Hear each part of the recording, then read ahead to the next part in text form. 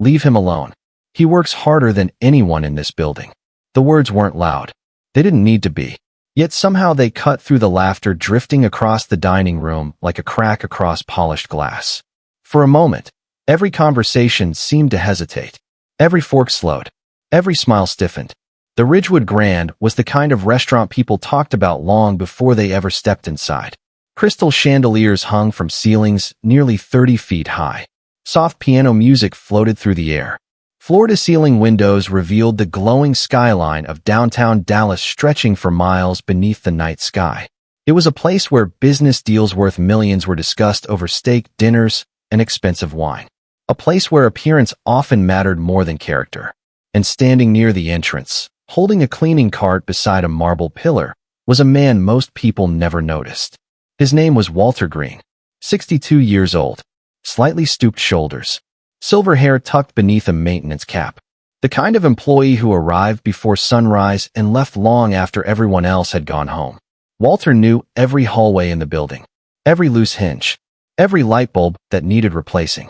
He knew which servers were saving for college and which cooks secretly worked 2 jobs. But despite spending nearly 12 years inside the Ridgewood Grand, most guests never learned his name. To them, he was simply the janitor. Invisible. Background noise. A fixture in the building no different from the polished floors he worked so hard to keep spotless. Tonight was no different. Or at least it wasn't supposed to be. At table 16, near the center of the dining room, a group of well-dressed guests had been celebrating for nearly 2 hours. Their laughter carried farther than they realized. Their confidence seemed to grow with every refill. At first, the comments had been harmless. Then came the jokes. Then came the mockery. Walter had accidentally rolled his cleaning cart too close while clearing a small spill near their table. It should have been forgotten within seconds. Instead, one guest decided to turn it into entertainment. The first remark earned a few chuckles.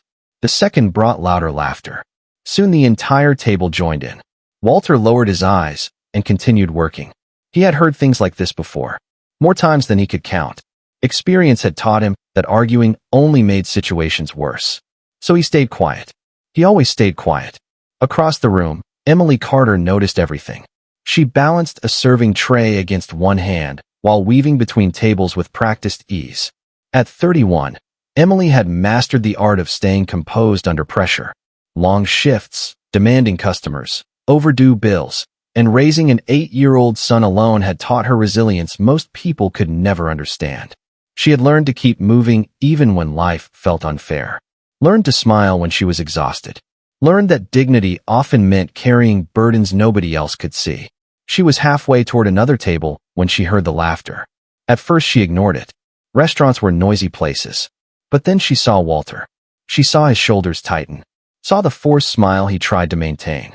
Saw the way he avoided eye contact while pretending not to hear the remarks being tossed his way. Something inside her immediately felt wrong. Emily slowed her pace. Around her, no one intervened. Guests kept eating. Servers kept walking. Managers remained occupied. The room continued operating as if nothing unusual was happening. But Emily couldn't stop watching. Because suddenly she wasn't seeing Walter anymore. She was seeing someone else. Someone much smaller. Someone waiting for her at home. Her son Ethan. She remembered the day Ethan came home from school unusually quiet. The way he stared at the kitchen table instead of finishing his homework. The way he finally admitted some classmates had laughed at him because his clothes weren't new. Emily remembered the look in his eyes. Not anger. Not sadness. Something worse.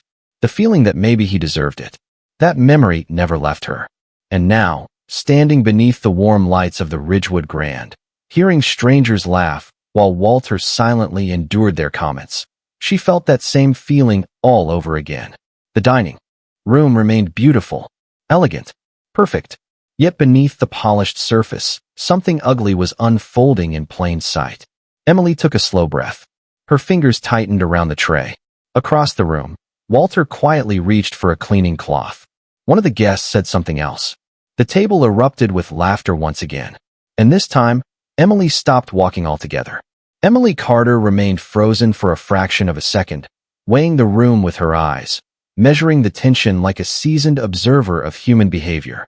Around her, the Ridgewood Grand continued to hum with polite conversation, glasses clinking, silverware tapping plates in rhythmic patterns that almost disguised the discomfort at table 16.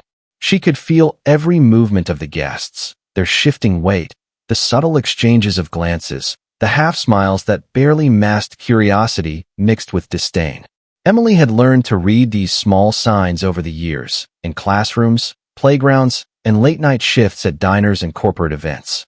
It was a skill born of necessity, one that allowed her to anticipate behavior before it escalated. Now she saw Walter standing rigidly, hands gripping the edges of his cart, knuckles white, jaw tight, as though he were bracing himself for more verbal attacks. Her chest tightened. She could not let him endure this alone any longer. Emily took a deliberate breath, letting the sounds of the restaurant fall into a rhythm she could control. Her fingers uncurled slightly around the tray, the weight of the glasses steady and familiar. She approached the table with calm steps, her heels making soft contact with the polished floor. The group of diners did not immediately notice her presence, engrossed in their animated conversation, laughter spilling over the edges of their drinks. Emily stopped a few feet away from them, close enough to be seen but not imposing, and she raised her voice gently but clearly. "Excuse me, I think that is enough." The words were simple, devoid of anger, yet carried the authority of someone who had witnessed injustice countless times and refused to remain silent. Heads turned. The laughter faltered. The group looked at her, as if seeing her for the first time, the clarity in her gaze holding them in a brief, unspoken check. Walter blinked in surprise, a small hint of relief softening the tension in his shoulders. Emily's eyes met his for a moment, sharing a quiet acknowledgement that they were no longer alone in this. The leader of the table leaned back slightly, his brow furrowed, a smirk hovering at the corner of his mouth, unsure whether to challenge her or dismiss her. Emily continued to stand tall, her posture relaxed but unyielding, the tray balanced perfectly in one hand, a silent testament to her composure. She noticed the way the other guests shifted in their seats, some glancing away, others leaning in with curiosity. It was a subtle shift, barely perceptible, but it changed the dynamics in the room.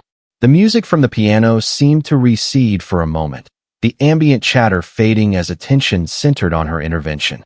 Emily did not speak again immediately, giving space for the weight of her words to settle, observing the reactions, noting the quickening pulse in the eyes around her. Walter began to push his cart away slowly, a motion that had once been hurried with anxiety, now measured and confident, emboldened by her presence. Emily felt the warmth of that quiet gratitude, the invisible bond of shared dignity, and allowed herself a brief, private smile. In that moment, the Ridgewood Grand felt larger, not in space but in possibility, as if courage and empathy had stretched the walls themselves. Emily's mind flickered briefly to her son Ethan, imagining him seeing someone stand up with poise and integrity, understanding the impact of small but decisive actions.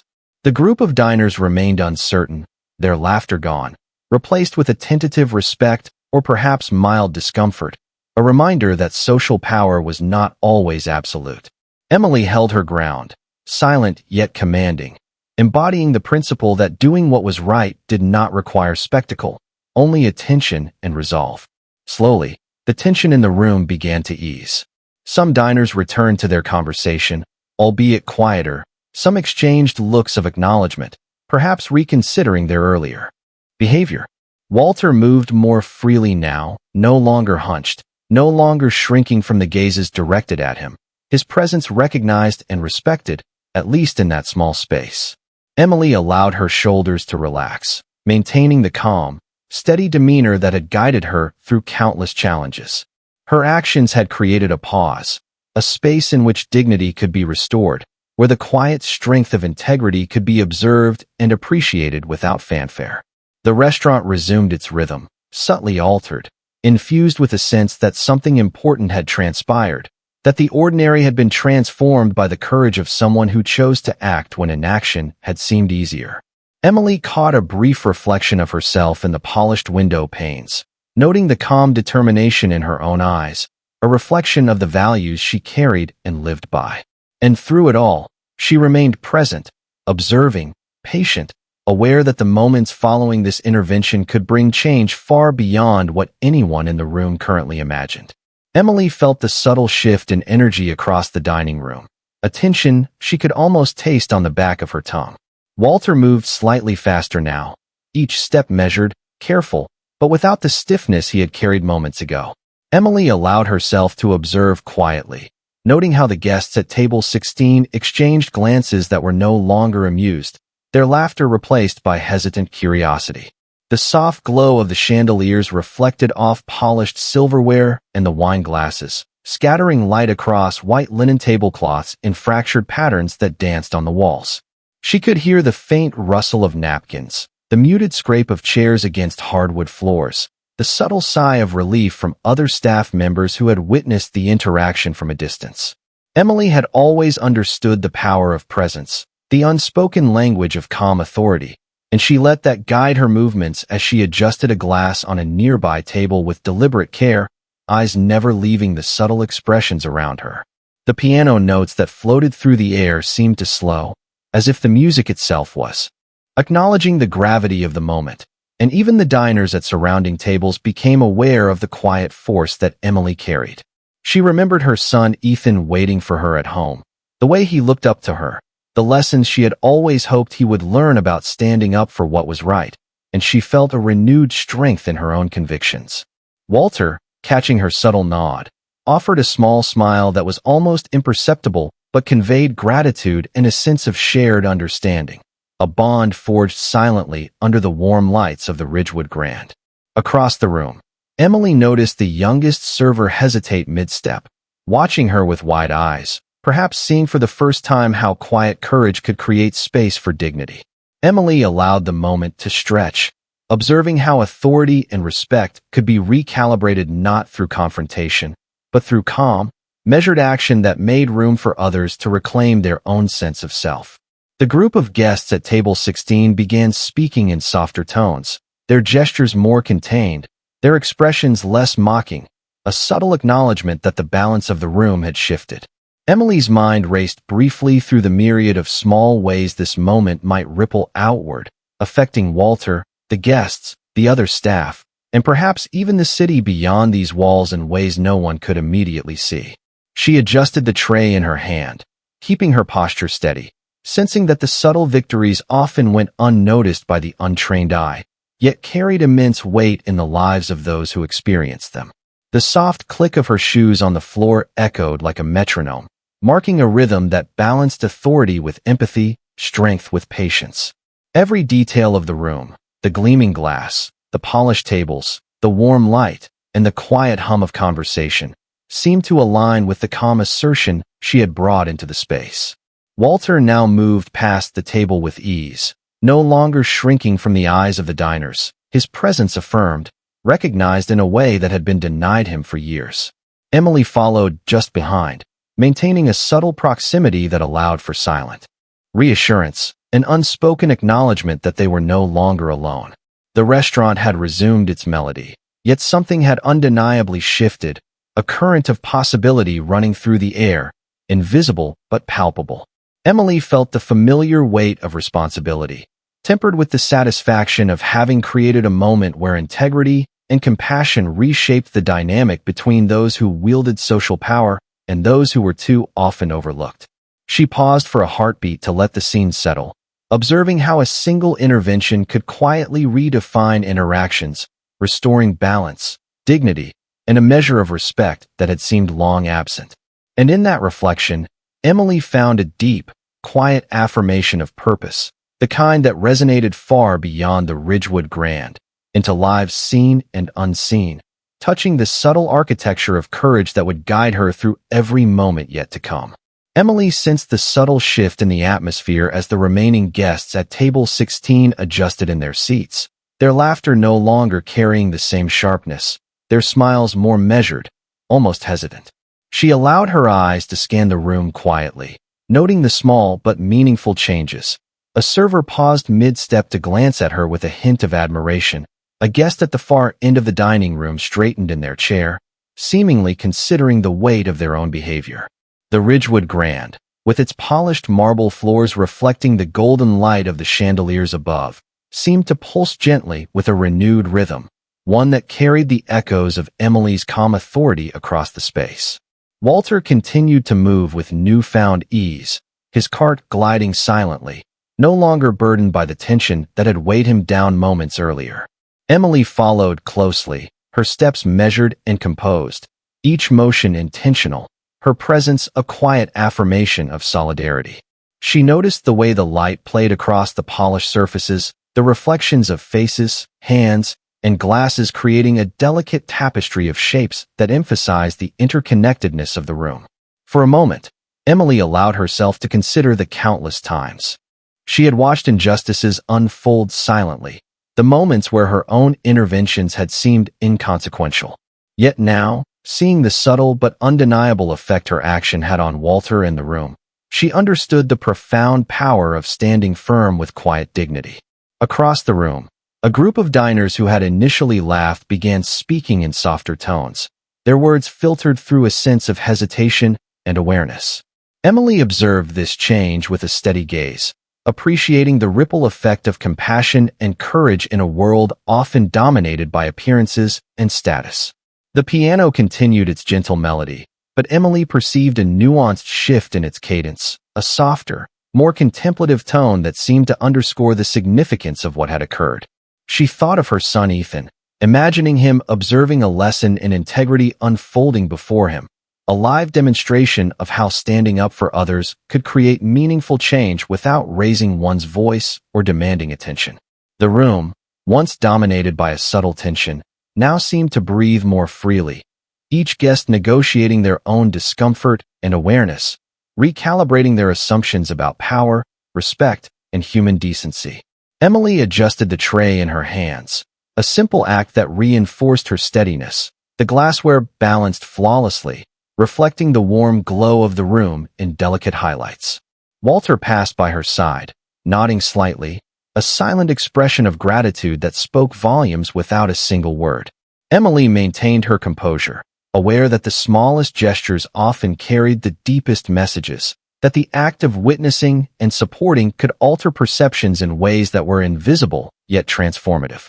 She noted the subtle exchanges among other staff members, the quiet recognition of her example, the way it had momentarily elevated the standards of conduct within the restaurant.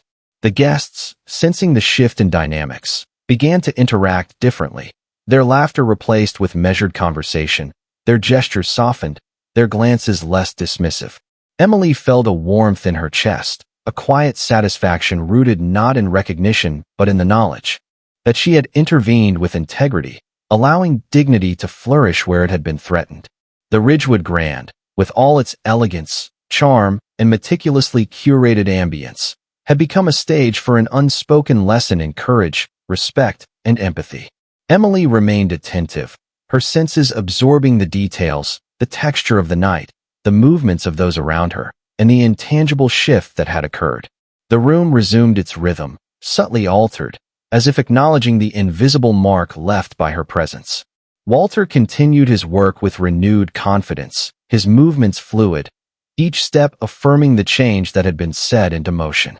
Emily's mind lingered briefly on the realization that such moments, though small in scale, had the power to extend far beyond the walls of the restaurant, influencing not only those present but the countless unseen observers who would hear of this story and draw inspiration. She allowed herself a slow, steady breath, the cool air of the dining room filling her lungs, reinforcing the calm resilience she carried. In that moment, Emily understood the quiet magnitude of her actions, the enduring impact of empathy executed with courage, and the subtle but profound way in which a single intervention could reshape the human landscape of an entire evening.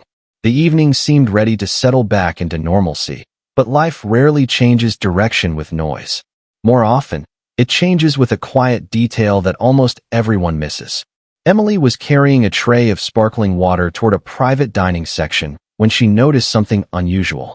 Several managers who normally moved through the restaurant with effortless confidence suddenly became noticeably alert. One checked his watch, another adjusted his tie and hurried toward the front entrance.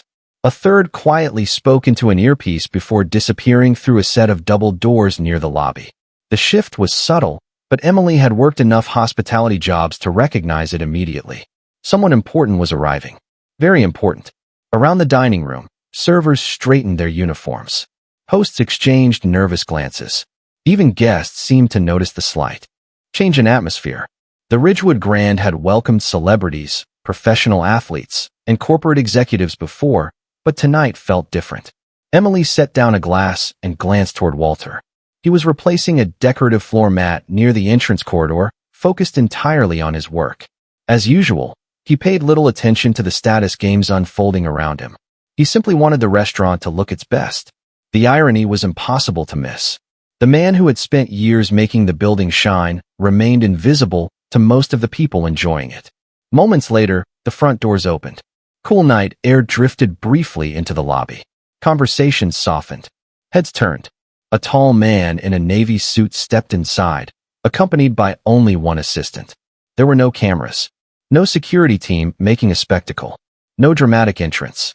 Yet somehow the entire room reacted. The assistant manager practically rushed forward.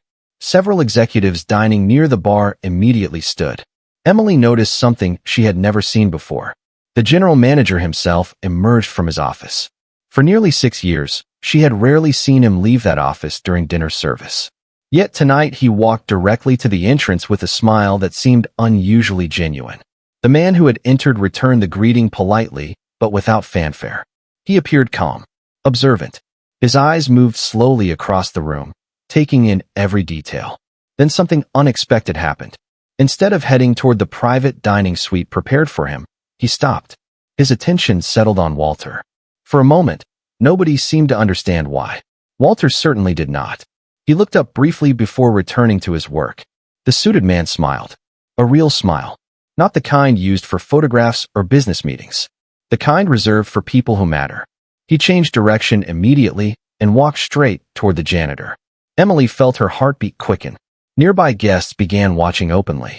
The managers looked confused. One executive lowered his wine glass halfway to the table. Walter finally looked up again, uncertain whether the man was speaking to him. Then the stranger extended his hand. Walter froze.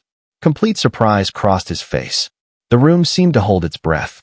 Emily could not hear the first words exchanged between them, but she saw Walter's expression change instantly. His eyes widened.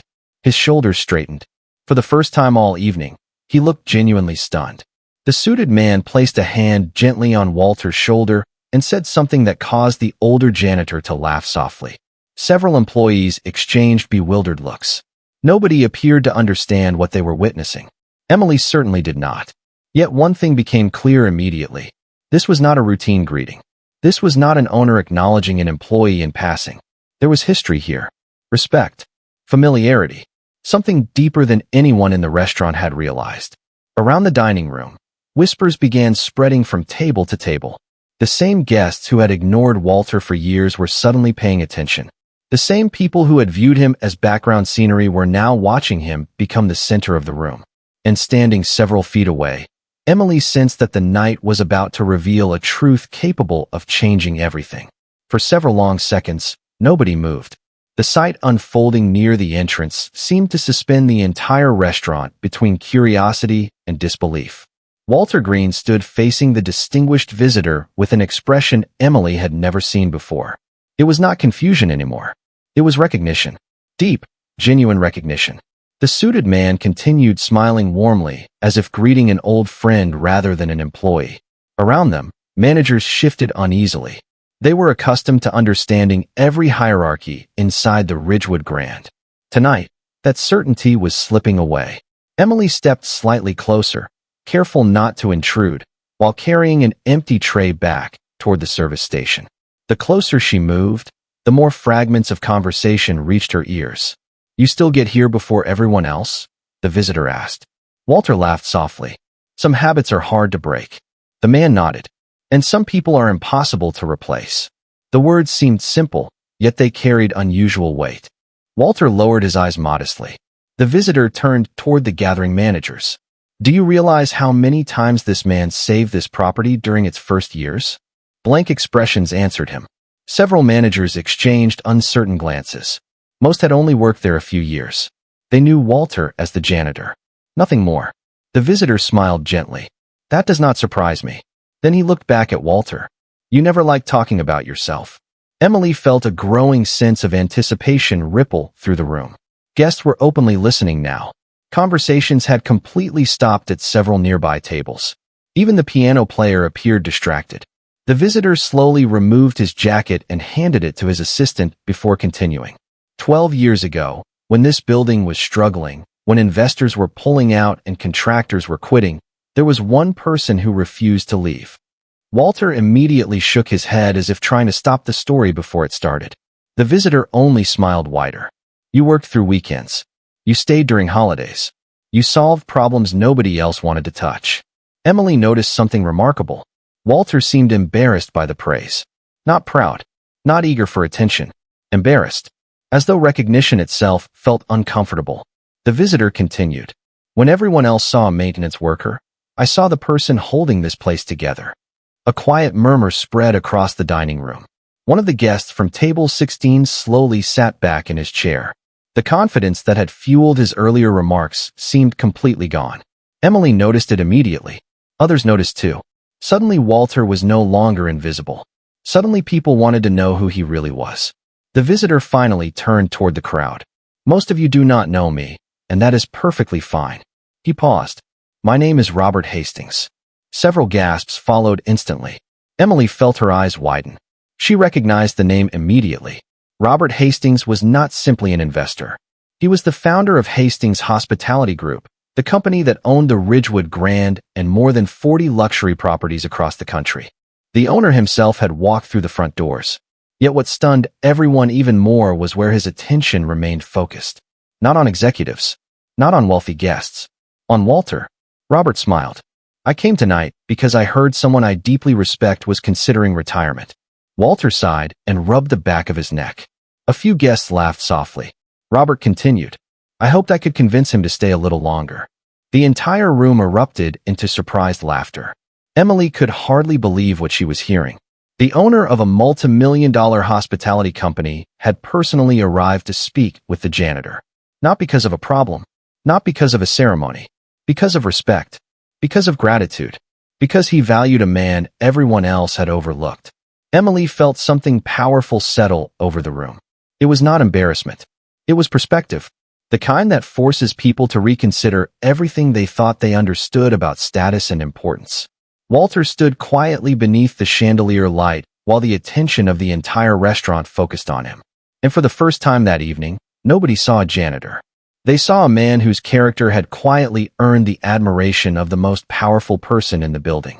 As the murmurs settled into attentive silence, Emily watched Walter Green stand with a quiet dignity that seemed larger than the restaurant itself. He adjusted his cap slightly, a subtle gesture that reflected his humility despite the sudden shift of attention from everyone around him. The Ridgewood Grand, with its glittering chandeliers and polished floors, seemed to breathe differently, as if the elegance of the room had absorbed the resonance of integrity being recognized. Emily took a careful step back, allowing the exchange between Walter and Robert Hastings to unfold, feeling the weight of what had happened settle in the air around her. The guests at table 16, the same group that had laughed moments before, now sat in a mixture of curiosity and reverence, watching how respect was being silently extended and received. Emily noticed how a few employees, who had lingered in the background, exchanged knowing glances, realizing that what they had just witnessed was a rare lesson in acknowledgement, an affirmation that their efforts mattered even if they had always been overlooked. The soft hum of the piano, which had been a backdrop to the evening's subtle drama, now seemed to highlight the moment with a delicate cadence, each note echoing the significance of character over status, persistence over fleeting appearances. Walter's eyes met Emily's for a brief instant, and she recognized in that glance the mixture of gratitude, surprise, and pride that could only come from having one's life quietly validated. Robert Hastings spoke again, his tone even, calm, yet imbued with genuine warmth, recounting quietly the ways Walter had ensured the building operated flawlessly, the countless times he had gone above and beyond, not for praise, not for recognition, but because it was simply the right thing to do. The surrounding diners leaned in slightly, some whispering to one another, a ripple of appreciation spreading in place of the earlier amusement. Emily's chest rose and fell with a steady rhythm, absorbing the rare sight of merit being honored before eyes that had previously overlooked it. She remembered her son Ethan, imagining how he might understand courage and commitment not through words, but through witnessing them live, through seeing an individual's dedication silently command respect from someone of authority. The room began to normalize, conversations cautiously resuming, but the subtle shift in energy persisted, a quiet reverence that lingered long after the initial astonishment faded. Emily felt a deep satisfaction, not of triumph, but of having been present when justice, respect, and recognition converged in an unspoken yet unmistakable acknowledgement. She moved to adjust a chair at the nearby table, her movements fluid, her presence calm, carrying the tranquility of someone who had not only acted with integrity, but had also witnessed the consequences ripple outward. Walter stood with a slightly straighter posture, his face relaxed but carrying the soft glow of pride. Guests who had previously dismissed him now considered him fully, their assumptions challenged in a manner that required no confrontation, only observation. Emily's eyes flicked briefly to the managers, seeing that their expressions had shifted from neutral to contemplative, absorbing the lesson that recognition and respect were not dictated by hierarchy, but by consistent dedication and moral fortitude. The owner, Robert Hastings, finally turned to leave, his gesture polite yet meaningful, leaving the room with a sense of closure that was simultaneously a beginning. Emily noticed the small details, the soft click of the heels of the owner's shoes against the marble floor, the subtle tilt of his head in acknowledgement to Walter, the way the room seemed to exhale collectively, as if it had been holding its breath during the quiet ceremony of recognition. She breathed slowly, allowing the weight of the moment to settle in her chest, understanding fully that in witnessing this, she had seen a rare and enduring lesson in humility, integrity, and the profound impact of standing up for another human being. Walter turned back to his cart, beginning his work once more, but with a subtle new confidence in his step. Emily smiled to herself, quietly moved, realizing that the evening had transformed something fundamental within the walls of the Ridgewood Grand. That dignity, once recognized, has the power to ripple through every corner it touches, forever altering the course of a single night and the lives intertwined within it. The dinner rush slowly faded into the later hours of the evening, but the impact of what had happened refused to disappear.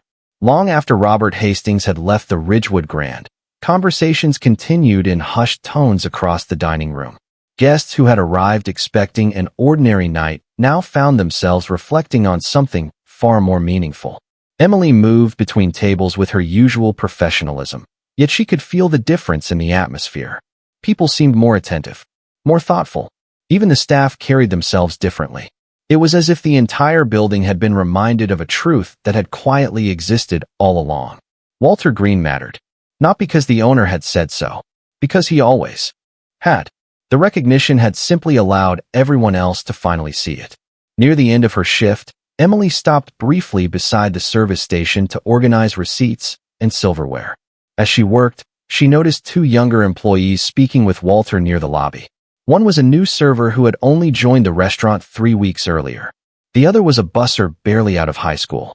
Both listened carefully as Walter explained something about maintaining equipment and solving problems before they became emergencies. Emily smiled to herself.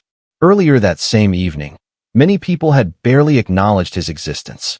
Now they were seeking his advice. Respect had a way of changing how people listened. Across the dining room, the group from table 16 prepared to leave. Their earlier confidence seemed noticeably absent. The man who had led the mocking remarks glanced toward Walter more than once. Each time, he quickly looked away. Emily did not feel satisfaction at his discomfort. Instead, she felt something deeper. Perspective. Sometimes people learned important lessons not through punishment, but through revelation. Seeing someone they had underestimated earn the respect of a person they admired often forced them to confront assumptions they never realized they carried. As the guests approached the exit, something unexpected happened. The same man slowed his pace and stopped beside Walter. For a moment, neither spoke. Several nearby employees noticed immediately. The lobby became unusually quiet. Then the guest extended his hand. Walter looked surprised but accepted it. The man offered a brief apology. It was not dramatic. It was not perfect. Yet it was sincere. Walter responded with a small nod and a warm smile that carried no resentment. The exchange lasted less than 30 seconds, but Emily knew she had witnessed something rare. Pride stepping aside long enough to make room for humility. The guest left shortly afterward, disappearing through the revolving doors into the Dallas night. Walter returned to his work as though nothing extraordinary had happened. Emily found that remarkable. Many people would have held on to the attention. Walter simply picked up a cleaning cloth and continued making sure the restaurant looked its best for the next day. His identity had never depended on recognition. That was why recognition had found him. A little later, as employees prepared to clock out, the general manager gathered the evening staff near the main dining room. Such meetings were uncommon after a busy shift. Everyone listened carefully. The manager cleared his throat and looked around the room. His gaze settled briefly on Walter before moving to the rest of the team. He spoke about professionalism, teamwork, and respect. Then he said something nobody expected. He thanked every employee individually for their contributions. Not just supervisors. Not just servers. Everyone. Housekeepers. Dishwashers. Hosts. Maintenance workers. Bussers. For several moments, titles seemed to disappear. What remained were people whose efforts made the restaurant possible. Emily felt a quiet emotion rise in her chest. Not because of the words themselves. Because of what they represented. Change.